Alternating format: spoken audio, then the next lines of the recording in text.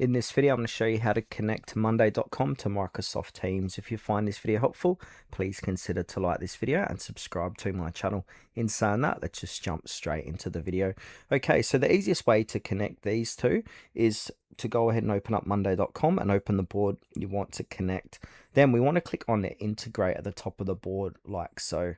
Now we can manually find Microsoft Teams and it's kind of down here. So click onto Microsoft Teams.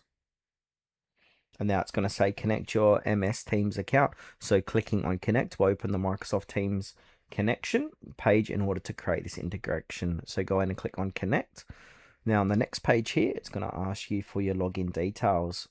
Then once you've logged in, you go ahead and choose automation you want, such as when a status changes, notify someone in Microsoft Teams, or when an item is created, send a notification to Teams. Then basically click on connect and then select the team users channel where you want the notifications to go and click add to board.